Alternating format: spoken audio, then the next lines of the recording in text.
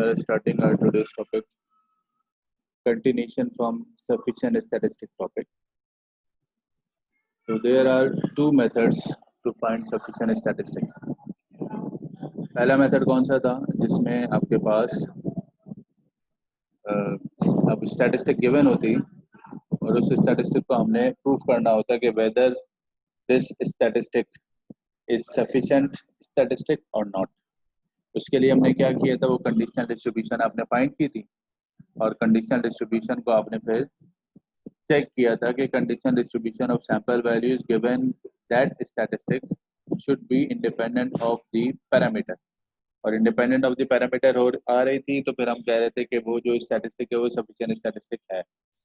अब ये factorisation theorem में क्या होता है, बेसिकली यहाँ पर हम वो सफिशिएंट स्टैटिस्टिक फाइंड करते हैं। पिछले मेथड में क्या था, स्टैटिस्टिक गिवन थी, उसे प्रूफ कर रहे थे कि whether it is sufficient statistic और नॉट। यहाँ पर आप क्या करना है, यहाँ पर हम सफिशिएंट स्टैटिस्टिक फाइंड करेंगे। कैसे? वही सैंपल लिया है आपने, let x1 x2 dot dot dot xn be a random sample from f of x theta. Theta belongs to parameter space. The sufficient statistic for theta exists if, ये कब exist करेगी, the joint PDF of all sample observations, that is x1 x2 dot dot dot xn, could be factorized into two functions k1 and k2. यानी जो joint PDF है x1 x2 dot dot dot xn, अब चूंकि random sample है तो वो independent होते हैं, तो ये लाइक्लीहुड ये कहलाएगा ये ना ऑब्जर्वेशंस का। तो लाइक्लीहुड फंक्शन आप फाइंड करें, यानी जॉइंट पीडीएफ आप फाइंड कर लें x1 x2 dot dot dot xn का। वो जॉइंट पीडीएफ अगर हम दो फंक्शंस में फैक्टराइज कर पाएं, दो फंक्शन कैसे, k1 k2 हो। k1 k2 कैसे, एक फंक्शन ऐसा हो जो कि सैंपल ऑब्जर्वेशन और पैरामीटर के साथ हो, और दूसरा फंक्शन ऐसा हो जो कि सिर्फ और सिर्फ सैंपल ऑब्जर्वेशन पे बेस कर रहा हो विदाउट पैरामीटर। तो इन दोनों का जो प्रोडक्ट होगा, अगर इस तरह अगर आप फैक्टराइज कर पाएं तो फिर जो आपके पास ये जो टी होगी, ये टी आपके पास जो है ये कहलाएगी sufficient statistic for theta. Then this T, और ये टी क्या है, ये लाजमन ये सैंपल ऑब्जर्वेशन का फंक्शन है। टी आपके पास कोई फंक्शन है सैंपल ऑब्जर्वेशन का। तो अगर हम ये जॉइंट डिस्ट्रीब्यूशन को दो फंक्शंस में फैक्टराइज कर पाएं इस तरह कि एक फंक्शन में सिर्फ और सिर्फ सैंपल ऑब्जर्वेशन हो और एक फंक्शन में सैंपल ऑब्जर्वेशन के साथ पैरामीटर भी इन्वॉल्व हो, तो अगर ऐसा कर पाते हैं तो फिर टी जो है, इस टी को हम यहाँ पर सफिशिएंट स्टैटिस्टिक कह सकेंगे। So example is let x1 x2 dot dot dot xn be a random sample from a normal distribution with mean theta and variance sigma square.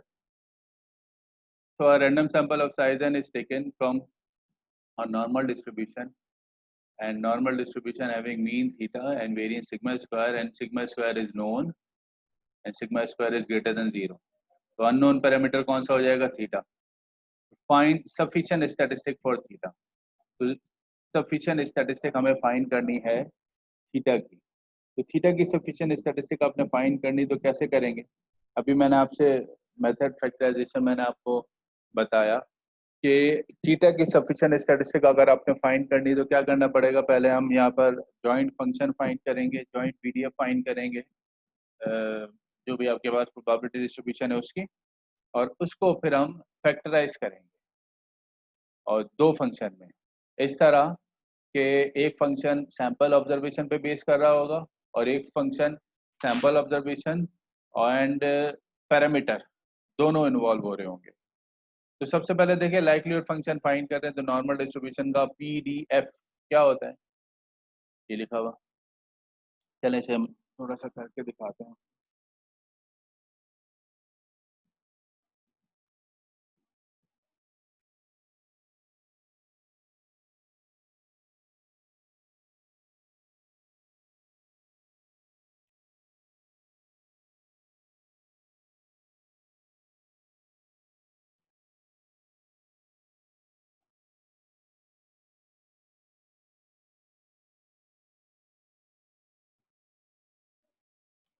तो normal distribution as the PDF f of x equals to 1 over root 2 pi sigma square exponential -1/2 sigma square x minus theta whole square with limits -infinity to infinity. Likelihood function देके find करेंगे आप, तो likelihood function लाजमन ये इसके equal होगा, इसके ये product आप ले लें तमाम I = 1 to n f of x is theta. ये चूँकि बेशतर मरतबा हम जो है ये काम कर चुके हैं, तो इस वजह से ये डायरेक्टली मैं यहाँ पे लिख रहा हूँ। ये 1/, क्या बन जाएगा, 2 पाई सिग्मा स्क्वायर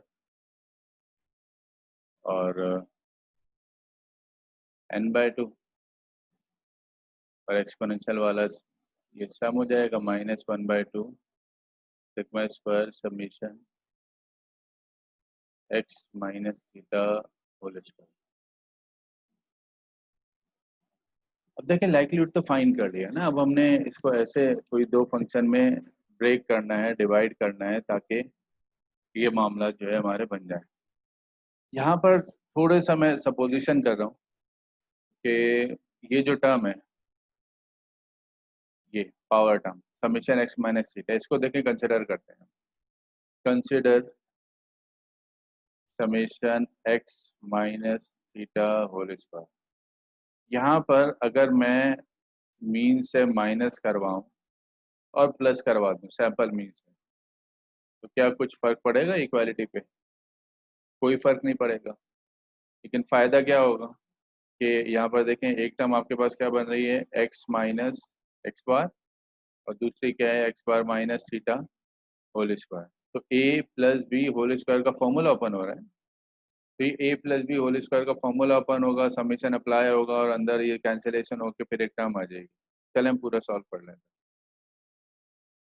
कि जब a plus b whole square का फॉर्मूला ओपन होगा तो क्या होगा, summation x minus x bar whole square, फिर plus summation x bar minus theta whole square, और plus twice summation x minus x bar और एक्स बार माइनस थीटा।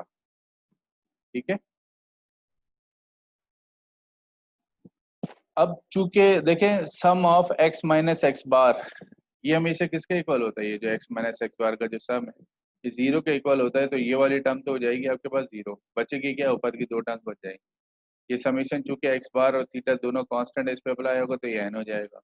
यहाँ पर क्या बचेगा, summation x minus x bar square और plus n times x bar minus theta whole square. तो इस पूरे की जगह आप ये रिप्लेस कर दें, जो ऊपर इनइक्वालिटी है इसकी जगह आप ये पूरा रिप्लेस कर दें, तो आपके पास टर्म क्या बनेगी, आपके पास टर्म कुछ इस तरह बन जाएगी कि 1/1/2 पाई, और इसको अलग अलग लिख लें अगर हम, n/2 और सिग्मा स्क्वायर की पावर -n/2 और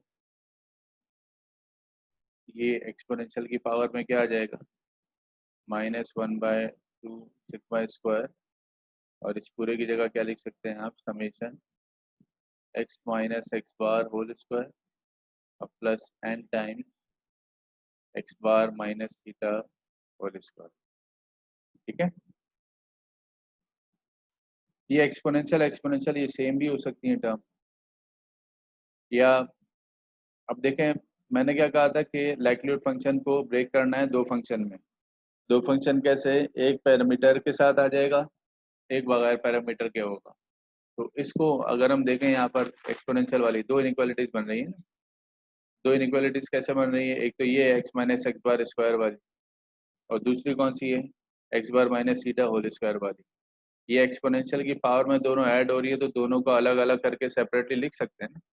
इसको आप ब्रेक ना करें, वैसे ही लिख दें साथ, 1/2 पाई सिग्मा स्क्वायर और whole power n/2 as it is, और ये एक्सपोनेंशियल वाली ब्रेक करके लिख देते हैं, -1/2 sigma square summation x minus x bar square और multiply by exponential -1/2 sigma square x bar minus theta whole square. ठीक है। मजीद अगर आप देखें तो क्या इसको इस तरह सेपरेट करके लिखा जा सकता है? अब ये देखें हमारा तकरीबन ये हमारा फंक्शन बन चुका है कि एक्सपोनेंशियल -1/2 सिग्मा स्क्वायर और समेशन एक्स बार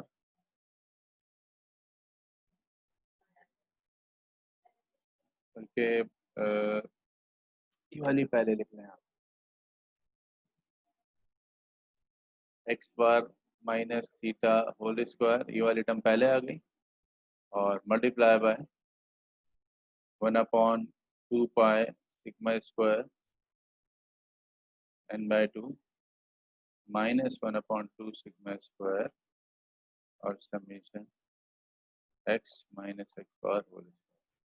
तो यहाँ थोड़ा सा अगर आप गौर फरमाएं तो ये देखें, ये स्टैटिस्टिक इसके साथ पैरामीटर, और यहाँ पे क्या है, सिर्फ स्टैटिस्टिक। एक टर्म ये हो गई और एक फंक्शन ये हो गया, तो दो फंक्शन होगा। यानी आपने क्या किया कि जो लाइक्लीहुड फंक्शन था इसको अगर लिखना चाहें तो लिख सकते हैं ना, के ऑफ टी, सॉरी के ऑफ टी कॉमा थीटा और मल्टीप्लाई बाय के ऑफ टी, और टी है क्या यहाँ पर, एक्स बार। यानी एक्स बार की जगह अगर आप टी लिखते हैं यहाँ पर, टी लिखें एक्स बार लिखें एक ही बात है। तो यहाँ आप लिख सकते हैं कि which implies that t equals to x bar is sufficient statistic for theta।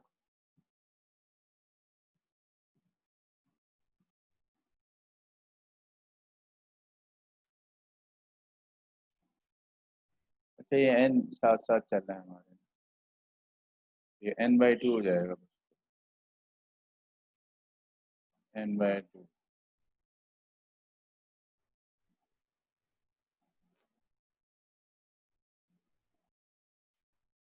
Okay, now we have some properties of sufficient statistic.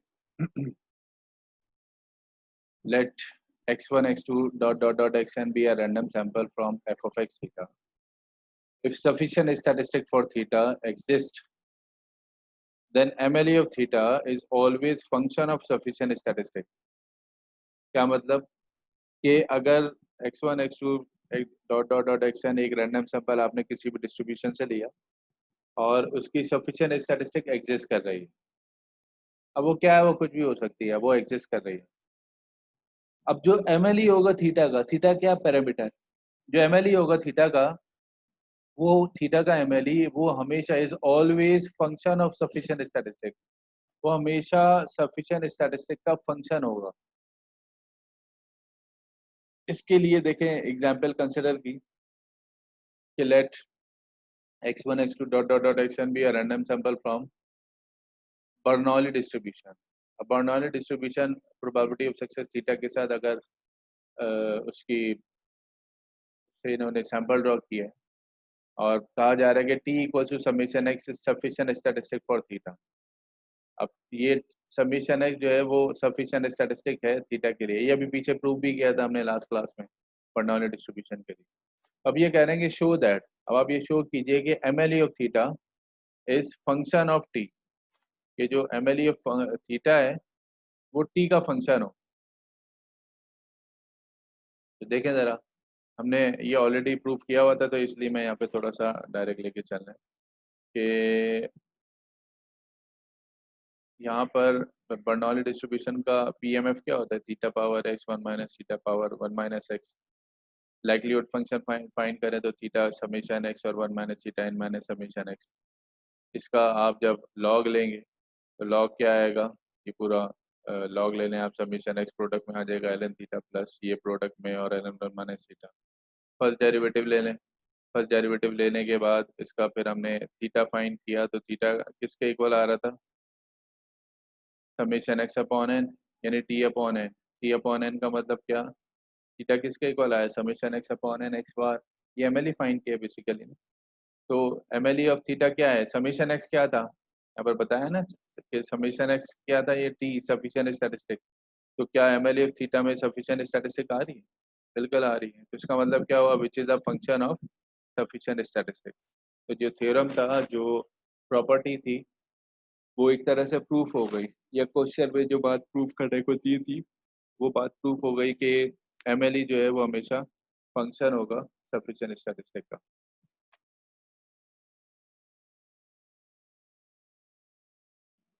Similarly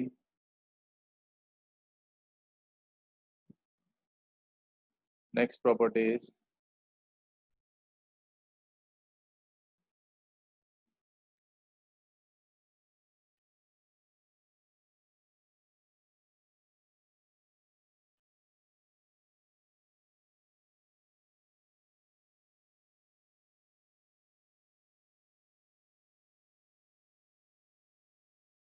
कि if sufficient statistic for theta is exist, अगर थीटा की sufficient statistic exist करती है, then any one-to-one function of sufficient statistic is also sufficient statistic। तो कोई भी one two one function हो sufficient statistic का, वो भी सफिशिएंट स्टैटिस्टिक होगी। यानी सफिशिएंट स्टैटिस्टिक का कोई भी वन टू वन फंक्शन अगर हम लें तो वो भी सफिशिएंट स्टैटिस्टिक होगी। इसके लिए देखें एग्जांपल यहाँ पे बुक में गिवन है, एग्जांपल 5, जिसमें सपोज किया कि x1 x2 dot dot dot xn भी है, रैंडम सैंपल, एक रैंडम सैंपल लिया, एक वेल नोन डिस्ट्रीब्यूशन है, नाम नहीं है इसका लेकिन नॉन डिस्ट्रीब्यूशन होती है। थीटा एक्स की power theta minus one, x 0 से 1 तक लाई करेगा। शो करना है आपने, show that z equals to product of x i whole power 1 by n, geometric mean you can say, is sufficient statistic for theta. अभी आपने show करना है कि सफिशिएंट स्टैटिस्टिक है थीटा के लिए, प्रोवाइडेड, बशर्ते ये कि product of x I is sufficient statistic for theta. दो बातें, एक तो ये कि पहले तो आपने ये प्रूव करना है, मतलब एक चीज आपने ये प्रूव करनी है कि ये z जो है वो product of x i whole power 1 by n ये सफिशिएंट स्टैटिस्टिक है। और उससे पहले आपको बताया जा रहा है कि बशर्ते ये कि ये वाली जो स्टैटिस्टिक है प्रोडक्ट ऑफ एक्स आई, ये भी आपके पास सफिशिएंट स्टैटिस्टिक हो। तो इसमें देखें क्योंकि बता दिया गया है हमको कि प्रोडक्ट ऑफ एक्स आई जो है वो सफिशिएंट स्टैटिस्टिक है, होनी चाहिए। तो हम क्या करते हैं कि पहले जो है वो जो फैक्टराइजेशन मेथड है, उस फैक्टराइजेशन मेथड को यूज करते हुए आप ये फाइंड कर लें कि ये जो पीएमएफ है, पीडीएफ है, इसकी सफिशिएंट स्टैटिस्टिक क्या होगी। इसको अगर हम फाइंड करें, अभी जो फैक्टराइजेशन मेथड हमने पढ़ा उसमें क्या था कि लाइक्लीहुड फंक्शन हम फाइंड करेंगे पहले पीडीएफ का, और लाइक्लीहुड फंक्शन को दो फंक्शन में आप फैक्टराइज कर दें। इस तरह के एक फंक्शन में खाली सैंपल ऑब्जर्वेशन और दूसरा फंक्शन बेस कर रहा हो किस पे, सैंपल ऑब्जर्वेशन प्लस पैरामीटर। तो यहाँ पर भी देखें आपने क्या किया कि पहले लाइक्लीहुड फंक्शन फाइंड किया, ये देखें प्रोडक्ट किया, मल्टीप्लाई किया थीटा एक्स और थीटा माइनस वन। फिर जब इसको ओपन करेंगे तो क्या हो जाएगा, थीटा की पावर है और एक्साइज की पावर क्या थी, थीटा माइनस वन। ये किसके इक्वल हो जाएगा, product of x i's raise to the power theta minus one. अच्छा, थीटा माइनस वन वो हो गया। अच्छा, दूसरी बात, इसको देखें इस तरह भी लिख सकते हैं ना, अब ये excise power theta minus one है, थीटा माइनस वन का मतलब क्या है, एक्साइज की पावर थीटा और मल्टीप्लाई बाय एक्साइज की पावर माइनस वन लिख सकते हैं। और एक्स की पावर माइनस वन को क्या लिख सकते हैं, वन अपॉन एक्स लिखा जा सकता है। तो इसका मतलब क्या हुआ कि ऊपर वाली टर्म को हम ये थीटा की पावर है इसको ब्रेक कर रहे हैं, जरा गौर फरमाइएगा यहाँ पर, ये ब्रेक कर रहे हैं प्रोडक्ट ऑफ एक्साइज की पावर थीटा माइनस वन। तो एक्स की पावर थीटा एक जगह लिख दिया और एक्स की पावर माइनस वन एक जगह लिख दिया, और प्रोडक्ट चूंकि दोनों का हो रहा था तो दोनों का अलग अलग लिख दिया, यानी थीटा पावर एन और प्रोडक्ट ऑफ एक्साइज की पावर थीटा और ये प्रोडक्ट ऑफ एक्साइज। अब देखिए अगेन दो फंक्शन बन गए। ये वाला ये जो मैंने हाईलाइट किया हुआ ये क्या है, इसमें सिर्फ और सिर्फ सैंपल ऑब्जर्वेशन है, और दूसरी जो है इसमें क्या है, इसमें पैरामीटर भी आ रहा है और सैंपल ऑब्जर्वेशन भी आ रही है। तो हम लिख सकते हैं कि K1 फंक्शन किसका हो गया, product of x i comma theta और सैंपल ऑब्जर्वेशन। तो हम यहाँ कह सकते हैं कि T equals to product of x i, ये आपके पास is sufficient statistic for theta. अच्छा, दूसरी बात फिर क्या गई थी कि इसका जो फंक्शन है, यानी ये जो z वाली बात, z क्या था, प्रोडक्ट ऑफ एक्साई क्या है, ये वही सफिशिएंट स्टैटिस्टिक है ना। इसको अगर हम t सपोज कर ले तो t की पावर 1/n। अब हमने ये प्रूव करना है कि t की पावर 1/n ये भी आपके पास सफिशिएंट स्टैटिस्टिक हो। देखिए जरा, यही इसके लिए भी हमने यहाँ पर वही लाइक्लीहुड फंक्शन कंसिडर किया। अब ये जो लाइक्लीहुड फंक्शन था, इस लाइक्लीहुड फंक्शन में ये जो था ऊपर ये वाला, यहाँ पर हम जो है वो z की वैल्यू पुट कर रहे हैं ना। हमने यहाँ z सपोज कर लिया, z किसके इक्वल होगा, t की पावर 1/n। t क्या है, वही प्रोडक्ट ऑफ एक्स आई, और t किसके इक्वल हो जाएगा, z की पावर n। यहाँ लिखते हैं आप थीटा की पावर n, और ये प्रोडक्ट ऑफ एक्साइज था तो z की जगह क्या हो जाएगा, n थीटा, और यहाँ पे 1/z की पावर n। अब ये भी चूंकि दो फंक्शन आपके पास आ रहे हैं जो कि एक सैंपल ऑब्जर्वेशन पे बेस कर रहे हैं और एक पैरामीटर प्लस सैंपल ऑब्जर्वेशन, तो हम ये कह सकते हैं कि z का जो आपके पास केस है वो z into T power 1/n है, ये भी आपके पास is also sufficient statistic for theta.